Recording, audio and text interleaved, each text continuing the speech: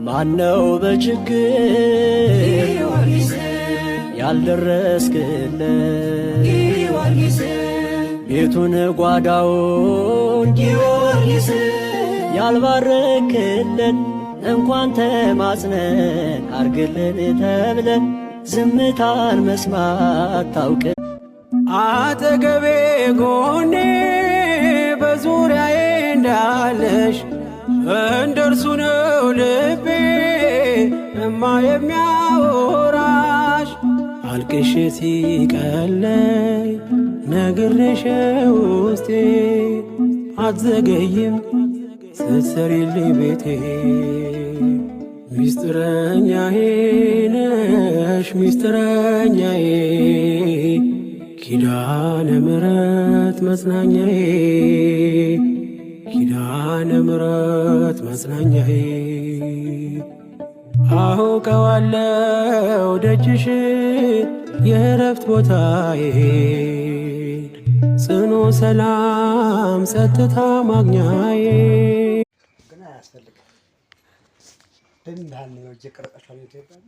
ከእግዚአብሔር ጋር ከተሰደድክ ስደት አይደለም። ከእግዚአብሔር ጋር ከተራብክ መራብ አይደለም። ከእግዚአብሔር ጋር ከተጠማ መጠማት አይደለም። ከእግዚአብሔር ጋር ካጣ ማጣት አይደለም። በሁሉም እግዚአብሔር አምላክ ይጎበኛል። ቅዱስ ጳውሎስ አንዴ ልቡ ካስገባው በኋላ ስደቱን ስደት ራሱ አይለውም ነበር። ለዛ ነው የቆላሲስ መልእክቱ ምዕራፍ 1 ቁጥር 28 ላይ እንዳላቸው ክርስቶስ ለቤተ ክርስቲያን የተቀበለችዋን ጥቂቷን መከራ እናንተም በስጋችሁ እንድትሳተፏት ለምናችኋለሁ። አይገርማችሁ? ስደት ያለው ቅዱስ ጳውሎስ አሁን ደግሞ ከክርስቶስ ጋር ምን መካፈል ነው ብሎ ተናገረ። መከራውን መካፈል ነው። አብዛኞቻችን እየተቸገርን ያለው ነው እሱ።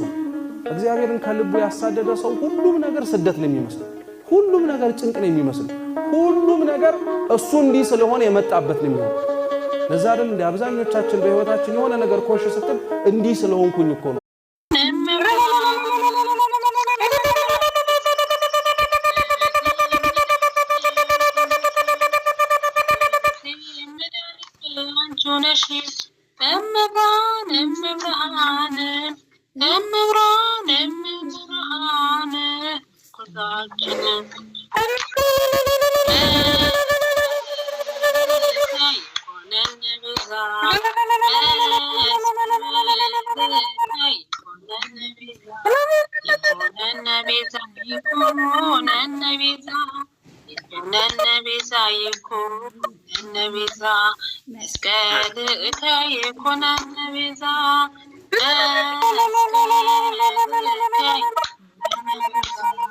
መስቀል